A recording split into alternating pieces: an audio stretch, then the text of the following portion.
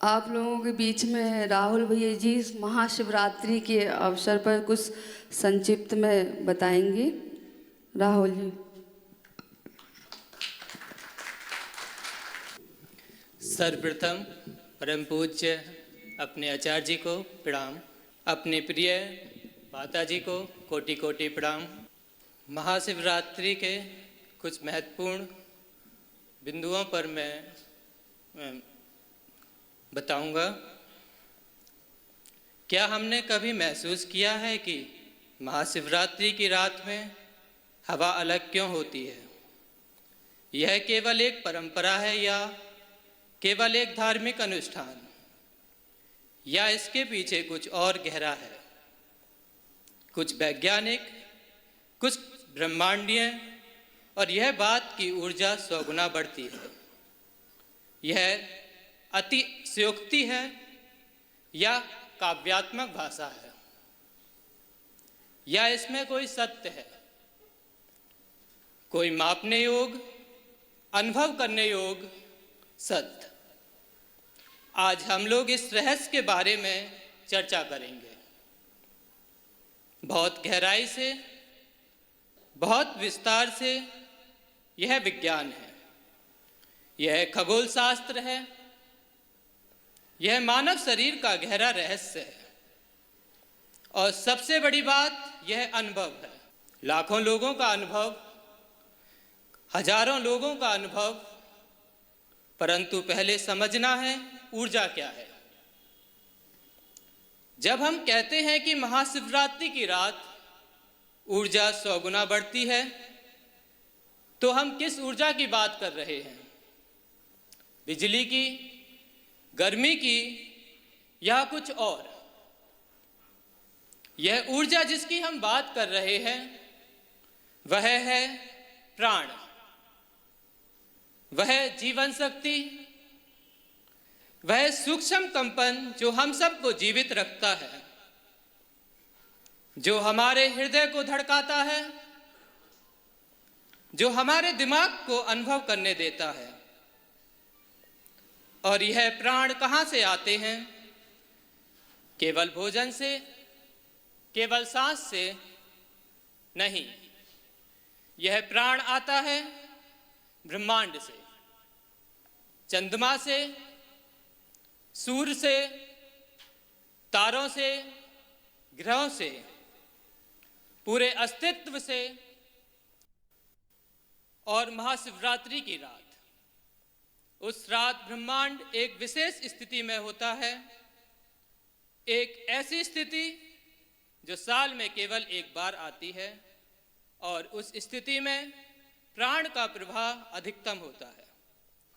द्वार खुले होते हैं, मार्ग साफ होता है, और अगर हम तैयार हो जाएं, जागे हुए हों, तो हम इस प्राण को अवशोषित कर सकते हैं 100 गुना, 1000 गुना। परंतु यह कैसे होता है? यह समझने के लिए हमें बहुत पीछे जाना होगा, बहुत गहरे जाना होगा। पहली बात, पृथ्वी और चंद्रमा का नृत्य। देखो, पृथ्वी अकेली नहीं घूम रही है, वह एक साथी के साथ नृत्य कर रही है, और वह साथी है चंद्रमा। यह दोनों एक दूसरे के चारों ओर घूमते हैं, एक लय में, एक ताल में, और इस नृत्य का प्रभाव पड़ता है हर उस चीज पर जो पृथ्वी पर है। हमने देखा है समुद्र को, जैसे ज्वार भाटा आता है, यह चंद्रमा की खींच से होता है। चंद्रमा की गुरुत्वाकर्षण शक्ति समुद्र के पानी को खींचती है, इसलिए ज्वार आता है। और जब चंद्रमा दूर होता है तो भाटा आता है। परंतु क्या यह प्रभाव केवल समुद्र पर पड़ता है? नहीं, यह प्रभाव हर चीज पर पड़ता है जिसमें पानी है। और अपने शरीर में कितना पानी है? लगभग 70%। तो सोचो, अगर चंद्रमा समुद्र को हिला सकता है तो क्या वह हमें नहीं हिला सकता? वह हिलाता है हर रोज, हर घंटे, परंतु हम इसे महसूस नहीं करते क्योंकि हम सोए हुए हैं। हमें अपने भीतर के प्रवाह के प्रति सचेत रहना है, परंतु एक रात है जब यह प्रभाव सबसे अधिक होता है, और वह रात है महाशिवरात्रि। क्यों? क्योंकि उस रात चंद्रमा और पृथ्वी की स्थिति कुछ विशेष होती है। महाशिवरात्रि फागुन मास की कृष्ण पक्ष की चतुर्दशी को आती है। इसका मतलब है कि चंद्रमा लगभग अमावस्या के करीब है, परंतु पूर्णतः अमावस्या नहीं, वह एक विशेष कोण पर है, एक विशेष दूरी पर, और इस स्थिति में उसका गुरुत्वाकर्षण प्रभाव अधिकतम होता है। विशेष रूप से उत्तरी गोलार्ध में, विशेष रूप से भारत में, और इसलिए उस रात अपने शरीर में जो पानी है वह अधिक हिलता है, अधिक गतिशील होता है, तो ऊर्जा का प्रभाव बढ़ता है, प्राण का प्रभाव बढ़ता है। परंतु यह केवल भौतिक बात नहीं है, यह केवल गुरुत्वाकर्षण नहीं है, इससे गहरी बात है दूसरी बात, पृथ्वी की धुरी और ऊर्जा का प्रभाव। पृथ्वी की धुरी और ऊर्जा का प्रभाव। हम सब जानते हैं कि पृथ्वी अपनी धुरी पर झुकी हुई है। यह झुकाव लगभग 23.5 डिग्री का है, और यह झुकाव ही ऋतुओं को बनाता है। जब उत्तरी गोलार्ध सूर्य की ओर झुका होता है तो वहां गर्मी होती है, तो उत्तर में सर्दी होती है। परंतु इस झुकाव का एक और प्रभाव है, एक ऊर्जावान प्रभाव।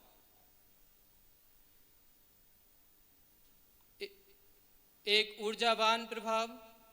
पृथ्वी केवल एक मिट्टी का गोला नहीं है, यह एक विशाल चुंबक है। इसके उत्तरी और दक्षिणी ध्रुव हैं, और इसके चारों ओर एक चुंबकीय क्षेत्र है, और यह चुंबकीय क्षेत्र लगातार बदलता रहता है। पृथ्वी की गति के साथ, चंद्रमा की स्थिति के साथ, सूर्य की गति के साथ, सूर्य की गतिविधि के साथ, और महाशिवरात्रि की रात, उस रात पृथ्वी की धुरी, चंद्रमा की स्थिति और सूर्य की स्थिति तीनों एक विशेष संरेखण में आते हैं, और इस संरेखण में पृथ्वी का चुंबकीय क्षेत्र अधिकतम सक्रिय हो जाता है। विशेष रूप से उत्तरी गोलार्ध में, विशेष रूप से हिमालय के पास, विशेष रूप से कैलाश के आसपास। और हम जानते हैं मनुष्य का शरीर भी एक छोटा चुंबक है। हमारे शरीर में विद्युत प्रभावित हो रही है। हमारे मस्तिष्क की कोशिकाएं विद्युत संकेतों से काम करती हैं। हमारा हृदय विद्युत आवेगों से धड़कता है। हमारी हर कोशिका में आयन है, आवेशित कण। तो जब पृथ्वी का चुंबकीय क्षेत्र बदलता है तो हम पर भी प्रभाव पड़ता है। हमारी विद्युत गतिविधि बदलती है, हमारी ऊर्जा का प्रवाह बदलता है और महाशिवरात्रि की रात यह परिवर्तन अधिकतम होता है। तीसरी बात, उत्तरायण और दक्षिणायन सूर्य की यात्रा। अब यह समझना है महाशिवरात्रि किस समय आती है। यह फागुन मास में आती है, यह सर्दी के अंत में आती है, यह वसंत की शुरुआत में आती है। यह वह समय है जब प्रकृति जागने लगती है, जब फूल खिलने लगते हैं, जब पूरा अस्तित्व एक नई ऊर्जा से भर जाता है। क्यों? क्योंकि यह वह समय है जब सूर्य उत्तरायण में होता है, सूर्य उत्तर की ओर बढ़ रहा होता है, दिन लंबे होने लगते हैं, रातें छोटी होने लगती हैं, सूर्य की किरणें अधिक सीधी पड़ने लगती हैं और इसलिए अधिक ऊर्जा पृथ्वी पर आने लगती है। और हमारे पूर्वजों ने यह जाना था। उन्होंने हजारों वर्षों तक प्रकृति को देखा, सूर्य को देखा, चंद्रमा को देखा और उन्होंने पाया कि कुछ विशेष समय होते हैं जब ऊर्जा का प्रवाह अधिकतम होता है और उन्होंने उन समयों को चिन्हित किया, उन्हें पर्व बनाया, उन्हें त्योहार बनाया ताकि लोग भूलें नहीं, ताकि लोग इन अवसरों का लाभ उठाएं। महाशिवरात्रि एक ऐसा ही अवसर है। यह वह रात है जब सूर्य, चंद्रमा और पृथ्वी की संयुक्त ऊर्जा अधिकतम होती है। और अगर हम जाग रहे हैं, अगर हम ध्यान करें, अगर हम में ग्रहणशीलता है, तो हम इस ऊर्जा को अवशोषित कर सकते हैं। चौथी बात, मानव रीढ़ की हड्डी या ब्रह्मांडीय एंटीना। अब एक बहुत गहरी बात, हमारी रीढ़ की हड्डी केवल हड्डियों का ढेर नहीं है। यह एक बहुत जटिल, बहुत संवेदनशील संरचना है। हमारे इस मेरुदंड में हमारे चक्र हैं। योग शास्त्र कहता है कि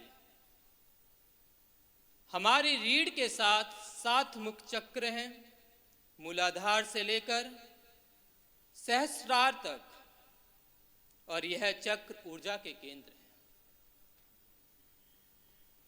यह वे बिंदु हैं जहां स्थूल और सूक्ष्म मिलते हैं, जहां पदार्थ और ऊर्जा का संगम होता है। और यह रीढ़ एक एंटीना की तरह काम करता है। जैसे रेडियो का एंटीना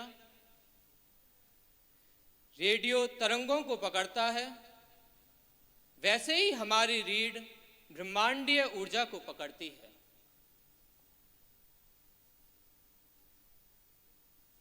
और जब यह ऊर्जा अधिक होती है, जब तरंगें मजबूत होती हैं, तो हमारी रीढ़ अधिक सक्रिय हो जाती है, हमारे चक्र अधिक जागृत हो जाते हैं। और महाशिवरात्रि की उस रात ब्रह्मांडीय ऊर्जा अधिकतम होती है और इसलिए हमारी रीढ़ की संवेदनशीलता अधिकतम होती है। और इसलिए हम सीधे बैठें, अपनी रीढ़ को सीधा रखें, तो हम इस ऊर्जा को सीधे अवशोषित कर सकते हैं। और यह केवल सिद्धांत नहीं है, यह अनुभव है। लाखों साधकों का अनुभव, जिन्होंने महाशिवरात्रि की रात को जागकर ध्यान किया है, उन्होंने महसूस किया है कि उनकी रीढ़ में एक विशेष कंपन होता है, एक विशेष गर्मी होती है, एक विशेष ऊर्जा का प्रवाह होता है। पांचवी बात, मुख्य बात, कुंडलिनी और महाशिवरात्रि का वह गहरा संबंध। अब आप पूछोगे कुंडलिनी क्या है और इसका महाशिवरात्रि से क्या संबंध है? कुंडलिनी वह सुप्त ऊर्जा है जो हमारे मूलाधार में सोई हुई है। योग शास्त्र इसे एक सर्पिणी की तरह बताता है, एक सांप की तरह जो कुंडलिनी मार कर सो रही है, और जब यह जागती है तो यह ऊपर उठती है, रीढ़ के साथ साथ एक एक चक्र को जगाती हुई, और जब यह सहस्त्रार तक पहुंच जाती है तो समाधि घटती है। हम परमात्मा के साथ एक हो जाते हैं। परंतु यह जागरण बहुत कठिन है, बहुत दुर्लभ है, क्योंकि यह बहुत ऊर्जा मांगता है, और सामान्य परिस्थितियों में यह ऊर्जा उपलब्ध नहीं होती। परंतु महाशिवरात्रि की रात, उस रात ब्रह्मांडीय ऊर्जा इतनी अधिक होती है कि कुंडलिनी जागरण सरल हो जाता है। उस रात वह धक्का मिलता है जो हमें चाहिए, वह ऊर्जा मिलती है जो हमारी सुप्त शक्ति को जगा सके। और इसलिए हमारे पूर्वजों ने कहा, महाशिवरात्रि की रात जागो, सो मत। क्योंकि अगर हम सो गए तो हम यह अवसर खो देंगे। यह साल में एक बार आता है, और अगर हम सचेत हैं, अगर हम तैयार हो जाएं, तो इस एक रात में वह हो सकता है जो महीनों की साधना से नहीं होता। आप सभी को पुनः कोटि कोटि प्रणाम।